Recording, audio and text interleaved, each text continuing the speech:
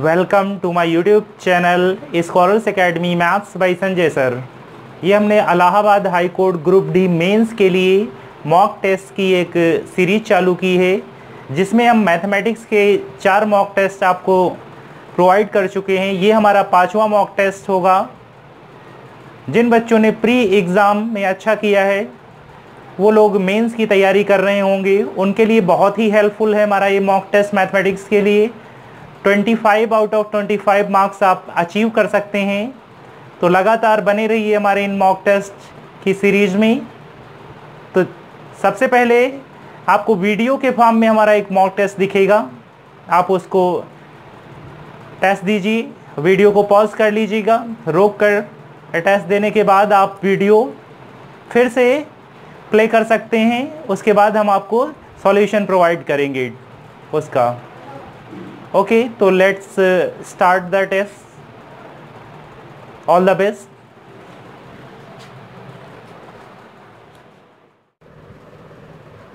ये हमारा mock test है। आप मेरे मॉक टेस्ट के 10 क्वेश्चंस सॉल्व करने के बाद मेरे सॉल्यूशन से आप मिला सकते हैं। वीडियो को पॉज कर दीजिएगा।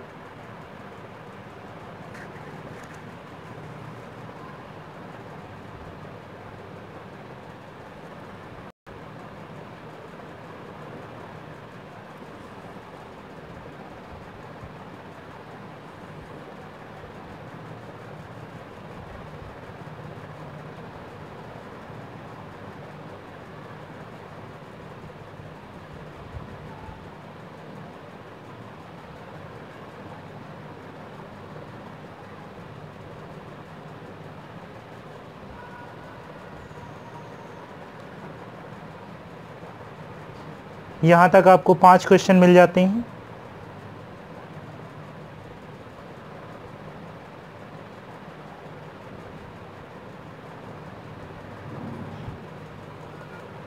ये आपके सामने बाकी के क्वेश्चन हैं।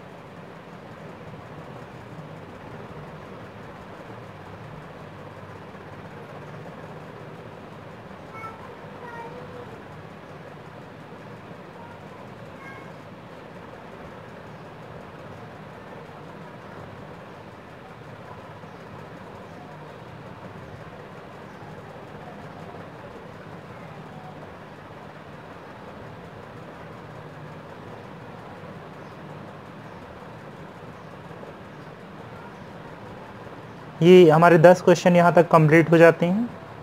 इन क्वेश्चंस को सॉल्व करने के बाद आप हमारे सॉल्यूशन से मिलाइए और कमेंट ज़रूर करिएगा कि 10 में से आपको कितने मार्क्स मिले हैं। ओके, तो अब हम सॉल्यूशन शुरू करते हैं। Let's begin. पिता एवं पुत्र की वर्तमान आयु का अनुपात 6:1 है। 5 वर्ष बाद अनुपात 7:2 हो जाएगा। पुत्र की वर्तमान आयु ज्ञात कीजिए। पिता एवं पुत्र की वर्तमान आयु का अनुपात है 6:1 है, ठीक है। और 5 वर्ष बाद 7:2 हो जाएगा। 7:2 हो जाएगा कितने साल बाद? 5 साल बाद। तो आज ये है 6:1 में, 5 साल बाद 7:2 हो जाएगा। तो इनके बीच में गैप कैसा होना चाहिए? इक्वल होना चाहिए। तो इनका अंतर लेते हैं। इनके बीच में कितने साल का गैप है? 5 साल का। तो अंतर कितना है? 6 और 7 का अंतर 1 हो जाएगा। 1 और 2 का अंतर 1 हो जाएगा। तो दोनों में गैप कितने साल का है? 1:1 का। और 5 साल बाद 1:1 है। तो इसका मतलब क्या हुआ? 1 का जो रेशियो है ना, 1 का अनुपात या रेशियो किसके बराबर होगा? 5 वर्ष के। 1:5 वर्ष के बराबर हो जाएगा। तो हमें निकालना है पुत्र की वर्तमान आयु। पुत्र की वर्तमान आयु यहाँ पे है, ये पिता है और ये पुत्र है।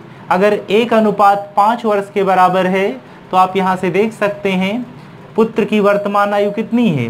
1 रेशियो है। तो वही 1 रेशियो कितना हो गया? 5 के। तो पुत्र की वर्तमान आयु कितनी हो जाएगी? 5 साल हो जाएगी। ठीक है, समझ में आया? Okay, next. कुछ धनराशि ए, बी और सी में 2:3:7 के अनुपात में विभाजित किया जाता है। यदि ए और बी का कुल हिस्सा सी के हिस्से से 1500 रुपये अधिक है, कम है, तो ए का हिस्सा ज्ञात कीजिए। ए का हिस्सा हमें बताना है। तो सबसे पहले ए बी सी का कुल हिस्सा देखिए जरा, अनुपात में ए अनुपात बी अनुपात सी दे रखा है 2:3:7 के। ठीक है, 2, 3 और 7 के। तो सबसे पहले आप क्वेश्चन यहाँ से देख सकते हैं, ए और बी का कुल हिस्सा। तो अनुपात में ए और बी का कुल हिस्सा कितना है? 5 है, 5 रेशियो है। ए और बी का कुल हिस्सा कितना है? 5 रेशियो है। ठीक है, फिर क्या कह रहे हैं? सी के हिस्से से 1500 रुपये कम है। ये जो ए और बी का हिस्सा है ना, ये कम है। कितना?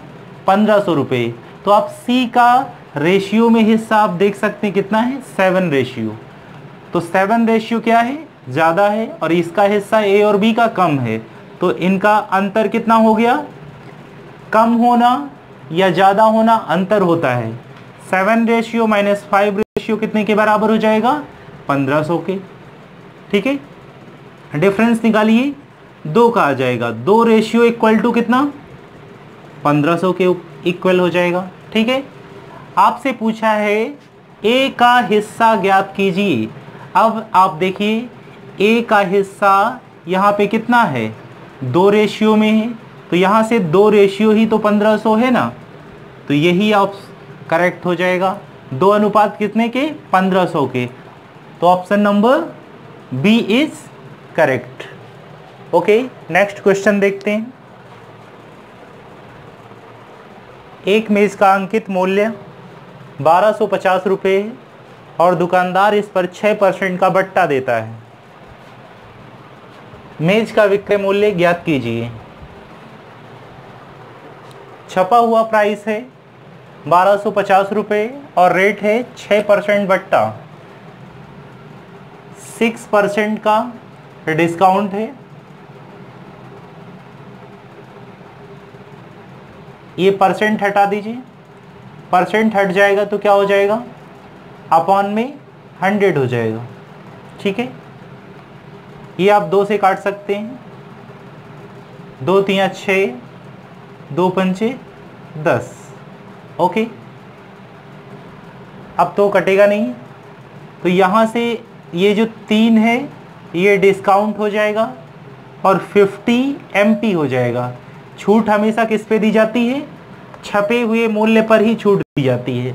अब कोई वस्तु में 50 रुपये छपा है मान लेते हैं और 3 रुपये की छूट दी जाती है, तो कितने में बिक्री होगी?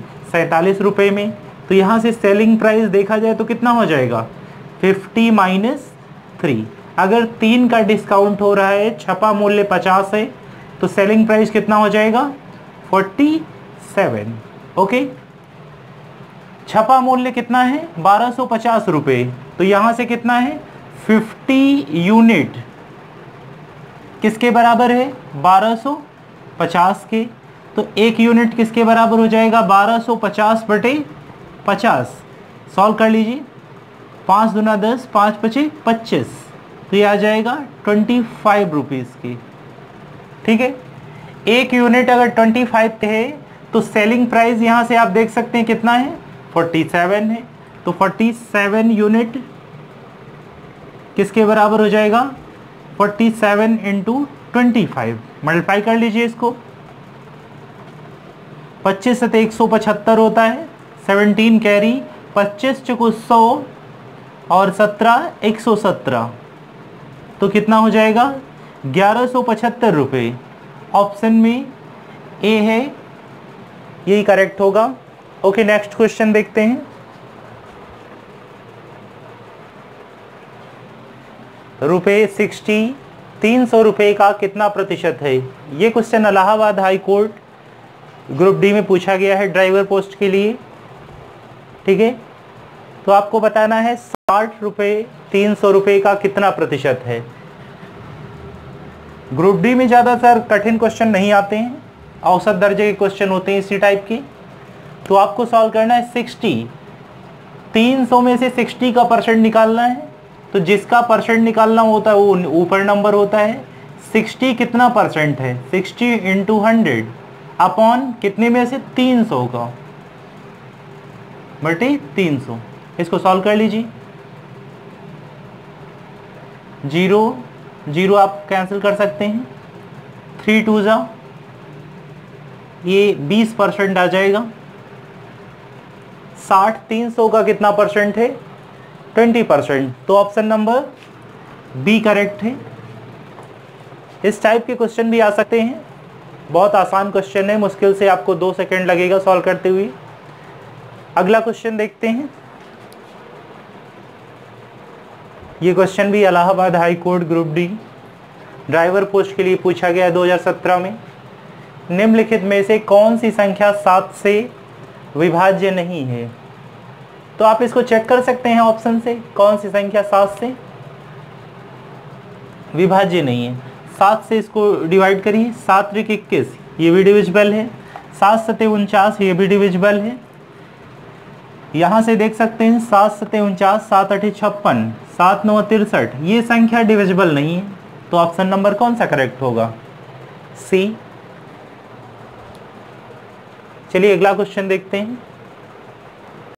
यदि y बराबर 4 तो 6y² माइनस 6 का मान बताना है।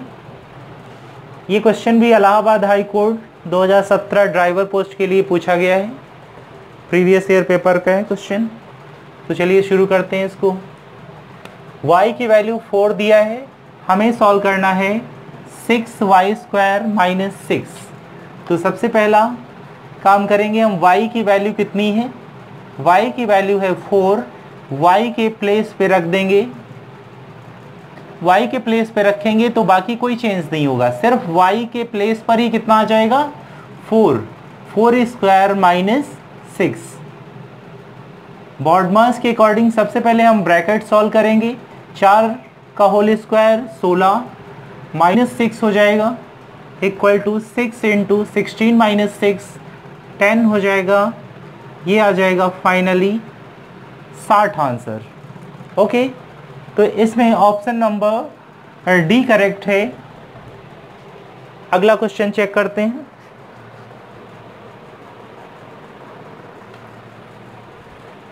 ये भी question Allahabad high court 2017 driver की एग्जाम में पूछा गया है। यदि राजेश एक काम को 3 दिन में कर सकता है और कुमार उसी काम को 6 दिन में कर सकता है। राजेश काम को 3 दिन में करता है, राजेश 3 दिन में और कुमार उसी काम को 6 दिन में कर सकता है। यदि दोनों मिलकर कार्य करें तो कार्य कितने दिन में समाप्त हो जाएगा। राजेश काम को करता है कितने दिन में, 3 दिन में। कुमार उसी काम को करता है 6 दिन में। दोनों मिलकर कार्य करें तो 3 और 6, इसका लासा ले लीजिए। 3 और 6 का लासा कितना हो जाएगा, 6। ये जो हमने लासा लिया है, लासा यहाँ पे जरूरी नहीं है, एक ऐसा नंबर जो 3 और 6 दोनों से डिविजिबल हो वो नंबर यहाँ पे लिया जाता है।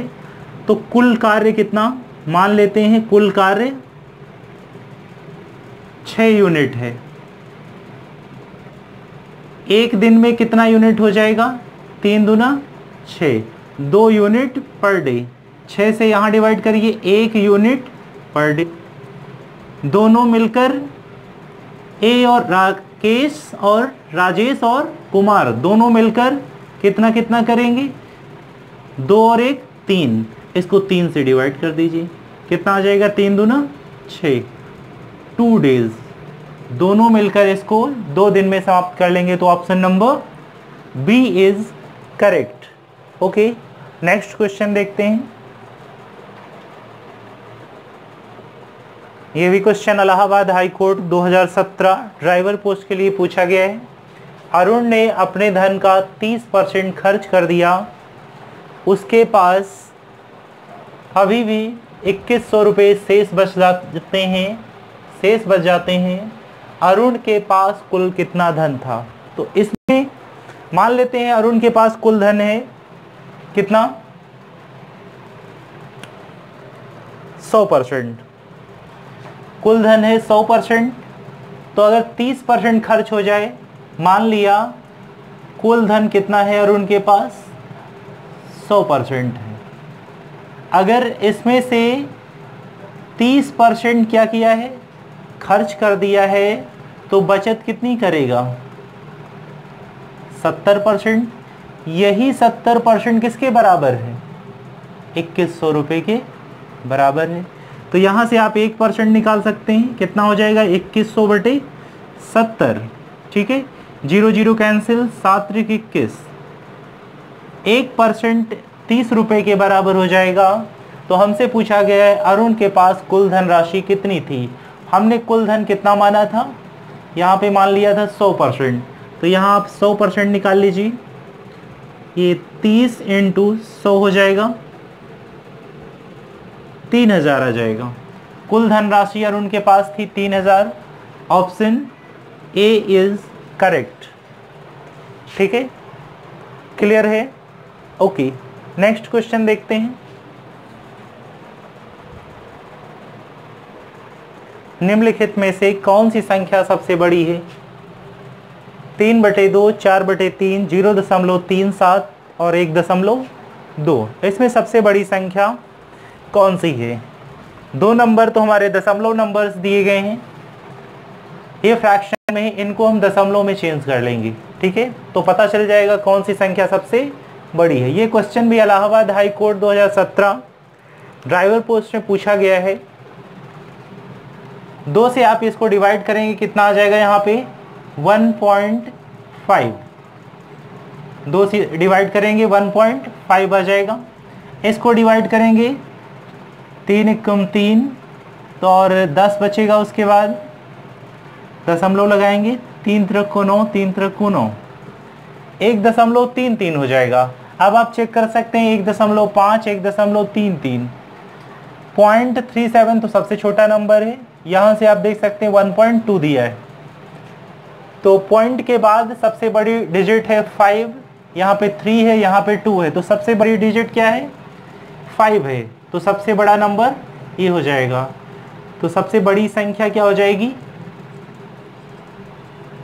बड़ी संख्या ऑप्शन नंबर ए करेक्ट हो जाएगा, 3/2 होगी। ओके, नेक्स्ट क्वेश्चन देखते हैं। कोण जिसकी माप 90 डिग्री से कम होती है उसे क्या कहा जाता है? अधिक कोण, न्यून कोण, ऋजु कोण, समकोण। ये क्वेश्चन भी बहुत आसान है, आप देख रहे हैं यहाँ पे Allahabad high court 2017 driver post के लिए पूछा गया है। तो इस मॉक टेस्ट में हमने ज़्यादातर क्वेश्चंस इलाहाबाद हाई कोर्ट के ड्राइवर पोस्ट के उठाए हैं। आप देख सकते हैं यहाँ पे पूछा है आपको 90 डिग्री से कम है। अगर 90 डिग्री से कम है तो क्या कहते हैं? न्यून कोण कहते हैं। 0 से बड़ा और 90 से छोटा कोण क्या होता है? न्यून कोण। न्यून कोण क्या होता है? 0 डिग्री से बड़ा और 90 डिग्री से छोटा न्यून कोण कहलाता है। और अधिक कोण 90 डिग्री से बड़ा और 180 डिग्री से छोटा न्यून कोण होता है। ठीक है, और वृहत कोण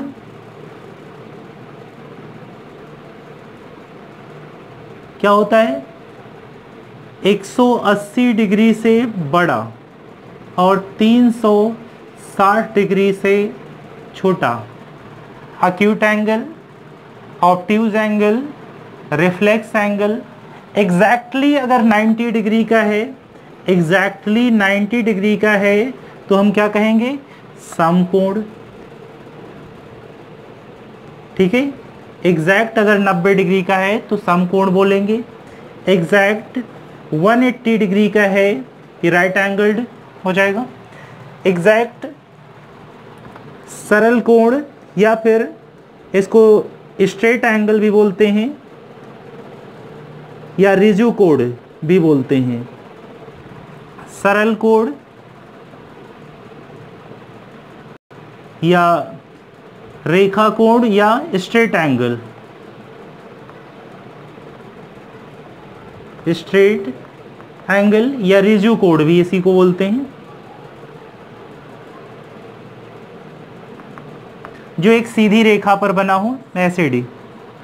ठीक है, तो ये हमने सारे कोण आपको डिफाइन कर दिए गए हैं। Allahabad high court group D mains में इससे एक क्वेश्चन जरूर पूछा जाएगा, आप इसको तैयार कर सकते हैं। ठीक है, यदि आपको मेरा वीडियो पसंद आया हो तो सबसे पहले मेरे चैनल को सब्सक्राइब कीजिए। यदि आप लगातार हमारी वीडियोस देखना चाहते हैं तो बेल आइकन को प्रेस कर दीजिए। बेल आइकन को प्रेस करने के बाद आप लगातार हमारी वीडियोस को टाइमली पा सकते हैं। जैसे हम वीडियो को अपलोड करेंगे आपके पास तुरंत नोटिफिकेशन पहुंच जाएगा और आप इंस्टेंटली उस वीडियो को देख सकते हैं। Okay, thank you, thanks for watching.